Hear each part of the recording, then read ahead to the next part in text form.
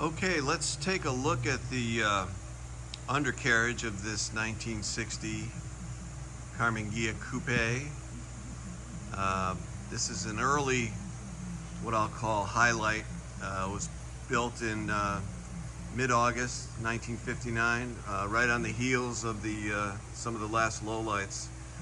So DNA-wise, it's pretty much a lowlight, but it's got the modern headlights and taillights of what I'll call a highlight Ghia. So we'll just take a quick tour underneath and see what we can find.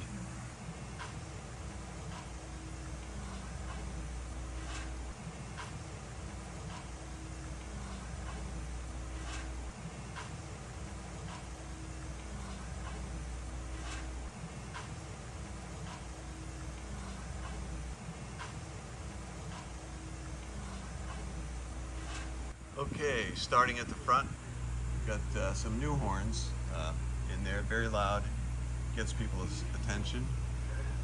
And we'll start with the front end. This has new flex brake lines, new wheel cylinders, new tie rod ends, new shoes. The drums were turned. It's got new king and link pins. Those have been replaced. And what else do we have here? The shocks, shock absorbers on all four corners. They're KYB GR-2 gas reduced shocks. Very good shock, a little better than stock.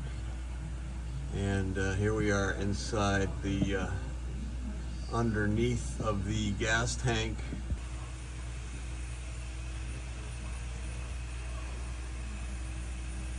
There's a new petcock. The gas tank was cleaned out, sealed, and painted. And we'll go around the other side, and you can see the master cylinder. Let's see if I can put some light on it here. Here we go. There's master cylinder. It's a new master cylinder. All new brake lines, all the way to the back of the car through the passenger compartment. You've got all brand new brake lines.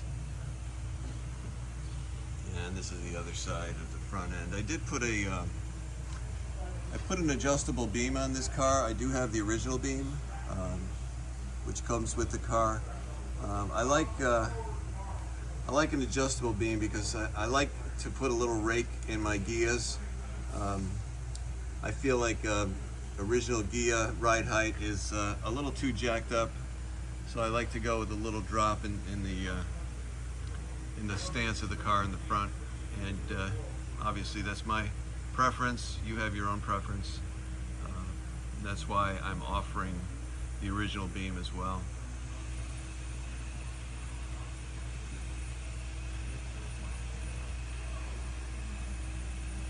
There's the headlight bucket on the right side of the car, and the inner fender. It's all nice and clean. And here's the headlight bucket, driver's side of the car. And you can see some of the original welds inside the fender. Here's the mud plate, right side of the car, original, sheet metal, and believe it or not, original seals, the rubber seals. And here's the mud plate on the driver's side of the car.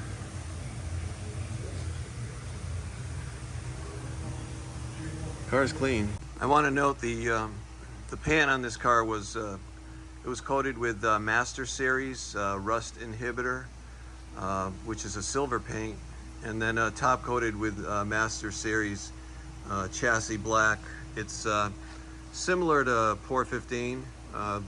This finish will certainly outlast me and outlast the next few owners on this car. This will never rust unless you expose the bare metal and try to corrode it.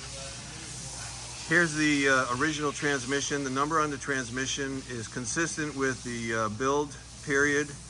Again, I believe the transmission was built in July of '59, which makes sense for going into an August build Karmann Ghia. 1960 only front tranny mount. That's one of the 60 only features on this car. Heater boxes, they've been powder coated. They're fully functional. I've got them disconnected right now. You can see the cables disconnected there, but otherwise they are fully functional. They do work, or they will work. Both sides, they're like brand new. Here's the other side, same thing.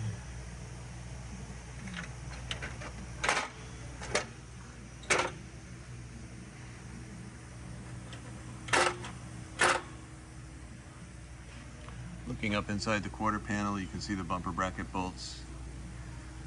That's the bumper bolt back there. Nice clean wheel wells. And new shocks, new brake lines, new wheel cylinders. Ready to rock and roll.